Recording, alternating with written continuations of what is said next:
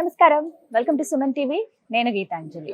నమో నారసింహ. ప్రస్తుతం నేను భద్రాచలంలో ఉన్నటువంటి గోవింద కల్పవృక్ష నారసింహ సాలగ్రామ ఆశ్రమం దగ్గర ఉన్నానండి. ఆశ్రమ నిర్వాహకులు డాక్టర్ కృష్ణ చైతన్య స్వామి మనతో పాటు ఉన్నారు. ప్రముఖ నృసింహ ఉపాసకులు. వారితో మాట్లాడతాను. గురుగారు నమస్కారం అండి. నమస్కారం అమ్మా. సంతోషం మళ్ళీ రావడం. స్వామి వారి దయ ఉంది ఖచ్చితంగా అనిపించింది ఇన్నిసార్లు రావడం అంటే. చాలా మంది కొన్ని సందేహాలు అడుగుతుంటారు గురుగారు, ఆశ్రమానికి సంబంధించి ఇక్కడ జరిగేటువంటి కార్యక్రమాల గురించి నన్ను డైరెక్ట్గా అడిగే వాళ్ళు ఉంటారు, మన వీడియోస్కి కామెంట్స్ పెట్టే వాళ్ళు కూడా ఉంటారు. అయితే పితృకర్మల గురించి అండి, దాదాపుగా ఇంకొక 10 నెలలు అయి ఉంటుందా, 8 నుంచి 10 నెలలు, సెప్టెంబర్లో జరిగినటువంటి కార్యక్రమం చాలా విశేషంగా జరిగింది. చాలా మంది పితృదోష నివారణార్థం వాళ్ళ పెద్దవాళ్ళకి పితృకర్మలు చేయించడం కానీ, పిండ ప్రదానం చేసిన తర్వాత మేము చాలా మార్పు చూసామండి అని చెప్పారు. అయితే ఇంకొంతమంది అడిగేటువంటి ప్రశ్న ఏంటంటే, మళ్ళీ ఆ పితృపక్షాల వరకు ఆగాల్సిందేనా, ఈ మధ్యలో ఏమన్నా అలాంటి కార్యక్రమాలు చేయొచ్చా, చేస్తే కనుక ఎక్కడన్నా అవకాశం ఉందా అని చెప్పి అడుగుతున్నారండి. వీటి గురించి వివరించండి అమ్మా. అంటే సాధారణంగా పితృకార్యాలు చేయడం అనేటువంటిది భగవంతుడి యొక్క ఆరాధన కంటే గొప్పది. చాలా ఫస్ట్ భగవదారాధన అనేటువంటిదైనా మనం నిర్లక్ష్యం చేయవచ్చేమో కానీ పితృకార్యాలు అనేటువంటి నిర్లక్ష్యం చేయకూడదు అని చెప్పి మనకు శాస్త్రం చెప్తుంది, పెద్దలు చెప్తున్నారు. అలాంటి పితృకార్యాలు అనేటువంటిది చాలా ఇళ్లలో, అంటే ఆర్థిక పరిస్థితులు కావచ్చు, కుటుంబ పరిస్థితులు కావచ్చు, సమయాకూలం కావచ్చు, ఇలాంటివన్నీ ఇబ్బందులతోటి చాలా మంది చేయడం మానేస్తున్నారమ్మా. వాళ్ళందరి కోసం మనం నృసింహ సేవా వాహిని వారి ఆధ్వర్యంలో మహాలయ పక్షాల్లో 15 రోజులు కూడా, అంటే ఒక బ్రాహ్మణ కుటుంబం ఎలా అయితే వారికి తర్పణ శ్రాద్ధ కార్యక్రమాలు చేస్తారు, అంటే మనం చేసేటువంటి కార్యక్రమాలు కూడా తర్పణము, శ్రాద్ధము, నారాయణ హోమం, రుద్రహోమం, భాగవత పారాయణం, గోసేవ, అన్నప్రసాదం, ఇన్ని రకాలైనటువంటి కార్యక్రమాలు మనం చేసి ఉన్నాం గతంలో. అది చేసిన తర్వాత చాలా ఇళ్లలో మార్పులు ఉన్నాయి, అంటే వాళ్ళ యొక్క సంతానంలో కావచ్చు, వాళ్ళ కుటుంబ వృద్ధిలో కావచ్చు మార్పులు ఉన్నాయి అని చెప్పి మాకు చాలా మంది చెప్తున్నారు. ఆ తదనంతరం కూడా చాలా మంది, స్వామి ఇది అంటే మా వాళ్ళు వైశాఖ మాసంలో పలానా రోజు చనిపోయారు, ఆ రోజు ఏమైనా చేస్తారా, ఇలా చాలా మంది మమ్మల్ని అడుగుతున్నారు. మాసం బట్టి అడుగుతున్నారు. దానికి తగ్గట్టుగా అంటే నృసింహ సేవా వాహిని అనేటువంటి సంస్థనే చాలా సేవా కార్యక్రమాలు చేస్తుంది. ఇది కూడా ఒక సేవా కార్యక్రమంగానే చెయ్యాలి అనేటువంటి సంకల్పంతో ఉగాది పండుగ నుంచి మనం ఏం చేసామంటే ప్రతిరోజు కూడా ఎవ్రీడే 365 రోజుల్లో వాళ్ళ పెద్దలు ఎలా ఏ రోజు చనిపోయారో, అంటే వైశాఖ మాసంలో చనిపోయారు, జ్యేష్ఠ మాసంలో చనిపోయారు, లేదా ఒక నక్షత్రంలో ఒక డేట్ నాడు చనిపోయారు, ఆ డేట్కి సంబంధించినటువంటి తిథి ఎప్పుడు ఉందో చూసి ఇలాంటి ఏదైతే ఉందో వాటికి తర్పణము శ్రాద్ధం చేయాలి అనేటువంటి సంకల్పంతో, అంటే గోసేవ, తర్పణ శ్రాద్ధం, ఆనాడు అన్నప్రసాదం, ఇవన్నీ కూడా వారి పేరు పైన జరగాలి, వారి కుటుంబం అనేటువంటిది వృద్ధి జరగాలి అనేటువంటి సంకల్పంతో ప్రారంభం చేసామమ్మా. చాలా మంది అంటే వారి వారి పరిస్థితులను బట్టి సంప్రదిస్తున్నారు, చేయడానికి ఏర్పాటు చేస్తున్నాము. అసలు పితృదోష ప్రభావం ఎలా ఉంటుందండి? దోషాలంటే ఏంటి గుర్తించగలమా అసలు? ఒక కుటుంబానికి, లేకపోతే ఒక వ్యక్తికో, లేకపోతే వాళ్ళ ఇంట్లోనో వీళ్ళందరూ కూడా పితృదోషాలతో బాధపడుతున్నారు అనడానికి ఏమైనా సంకేతాలు ఉంటాయా, తెలుస్తాయా? అంటే మనకు ఫస్ట్ వేదం ఏం చెప్తుందంటే మాతృదేవో భవ అని చెప్తుంది. అంటే భగవంతుడి కంటే ముందు తల్లిదండ్రులు నమస్కారం చేయమని చెప్పింది. తల్లి, తండ్రి, గురువు, తర్వాతే భగవంతుడు. అలాంటి పితృదేవతలు, అంటే అలాంటి తల్లిదండ్రులకి గతించిన తర్వాత వారికి చేయాల్సినటువంటి మొట్టమొదటి విధులు ఇవి. అంటే మామూలుగా మాసికం అవ్వచ్చు, సంవత్సర శ్రాద్ధం కావచ్చు, తర్పణం కావచ్చు, ఇవన్నీ కూడా మనం చేయాల్సినటువంటి ఖచ్చితమైనటువంటి విధులు.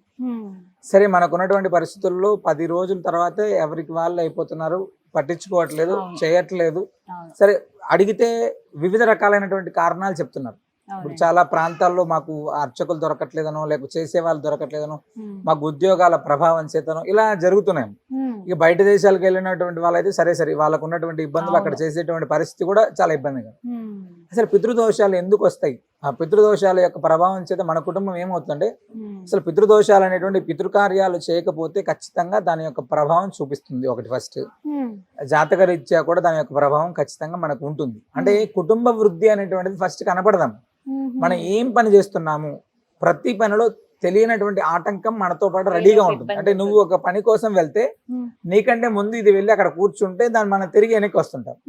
అంటే సక్సెస్ అయ్యేటువంటి వాడు 99 మెట్లు ఎక్కిన తర్వాత మళ్ళీ కిందికి వస్తే వాడు పడేటువంటి నరక యాతన అంత ఇంత కదా.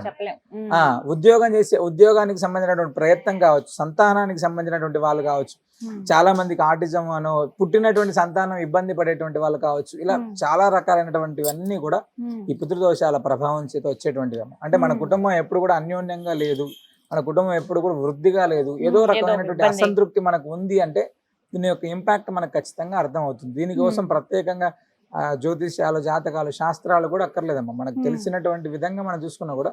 కానీ ఒక మాట నేను విన్నాను గురుగారు, పితృదోషం ఉంటే అది తరతరాల వరకు ఇబ్బంది పెడుతుంది అని చెప్పి, నిజమా? అదే చేసుకోవాలమ్మ. నేనేమంటున్నా అది చేయకోకుండా మనం అది చెప్తా, ఫస్ట్ భగవత్ కార్యం కంటే గొప్పది ఇది, నువ్వు దీన్ని సరి చేసుకో ఖచ్చితంగా. అమావాస్య ఇలాంటి తిథులలో ప్రత్యేకంగా తర్పణ శ్రాద్ధ కార్యక్రమాలు చేయి. వారికి సంబంధించినటువంటి నాడు ఖచ్చితంగా గోవుకు సేవ చేయి. పితృదేవతలు గోవులో ఉంటారంట, అలాంటి గోమాతకు ఆహారం పెట్టు, ఖచ్చితంగా మంచి జరుగుతుంది. ఇలాంటివన్నీ పోవాలి అనేటువంటి ఉద్దేశం. అంటే మనకి ఏమవుతుందంటే ప్రతి కుటుంబం అనేటువంటిది సుఖ సంతోషాలతో ఉండాలి, ఇది మా కాన్సెప్ట్. అందులో ఉండేటువంటి దాంట్లో పితృదోషాలు అనేటువంటి ఉండి ఇబ్బంది పడే వాళ్ళు ఎవరైతే ఉన్నారో ఆ పితృదోషాలు అనేటువంటి వాళ్ళ కుటుంబంలో ఉండకూడదు.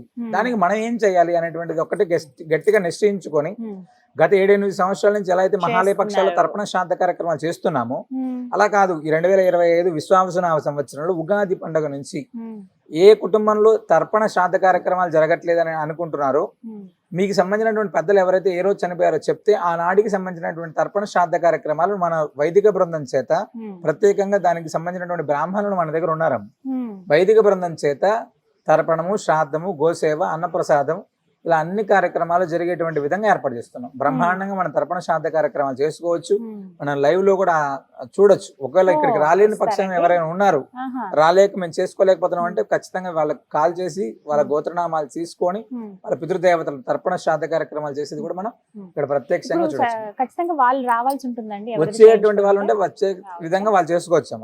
రాకపోతే కూడా అంటే చాలా మంది ఇక్కడ ప్రాబ్లం ఏంటంటే వాళ్ళు వచ్చే విధంగా ఉంటే ఇన్ని కష్టాలే ఉండవు.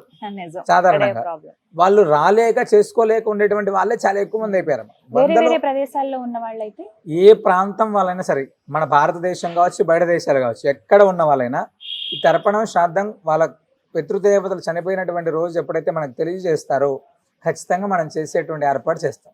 అందులో ఎలాంటి సందేహం లేదు.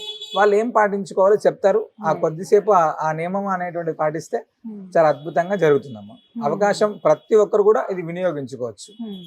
గురుగారు, అయితే ఇక్కడ ఈ ప్రాంతంలో చేయడానికి విశిష్టత ఏమన్నా ఉందా? అంటే సాధారణంగా భద్రాచల దివ్యక్షేత్రం గోదావరి నదీ తీరం అమ్మ. ఫస్ట్ దక్షిణ అయోధ్య అంటే భగవంతుడు ఇక్కడ మోక్షరాముడు అని పేరు, అంటే మోక్షం ఇచ్చేటువంటి వాడు ఇక్కడ ఉన్నటువంటి రాముడు.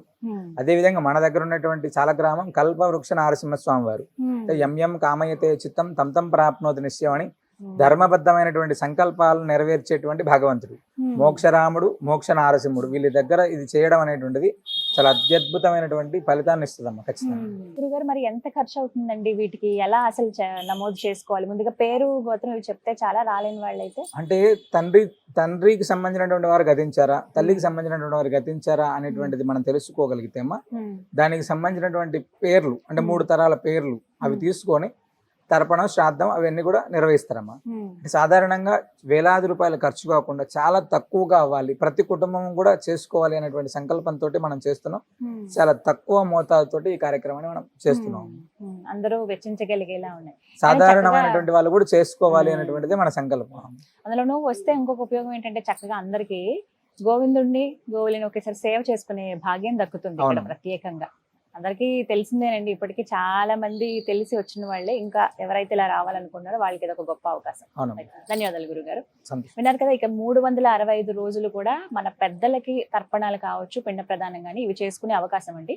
ఎవరైతే పితృదోషాలతో ఇబ్బంది పడుతున్నారో, బాధపడుతున్నారో, ఎక్కడ వారికి శాంతి చేయించాలో తెలియక చాలా మంది ఆ సందిగ్ధంలో ఉండిపోతారు, ఇంకా ఆ బాధలను అనుభవిస్తూనే ఉంటారు. అలాంటి వారి కోసమని ప్రత్యేకంగా గోవింద కల్పవృక్ష నారసింహ సాలగ్రామ ఆశ్రమ నిర్వాహకులు డాక్టర్ కృష్ణ చైతన్య స్వామి గురువు గారు నృసింహ సేవా వాహిని పేరుతోటి ఒక సర్వీస్ లాగా చేస్తూ ఉన్నారండి. ఎవరైతే మేము ఇలా కార్యక్రమం చేయించుకుందాం అనుకున్న వాళ్ళు పితృపక్షాల దాకా ఆగాల్సిన అవసరం లేదు. 365 రోజులు ఈ అవకాశం ఉంటుంది కాబట్టి ఈ పేరు, గోత్రాలు దూర ప్రాంతాల్లో ఉన్న వాళ్ళైతే నమోదు చేయించుకోండి. లేదంటే కనుక ఆశ్రమానికి వచ్చి మీరే స్వయంగా ఆ కార్యక్రమంలో పాల్గొని పితృదేవతల అనుగ్రహంతో పాటు ఆ స్వామి వారి అనుగ్రహం కూడా పొందండి.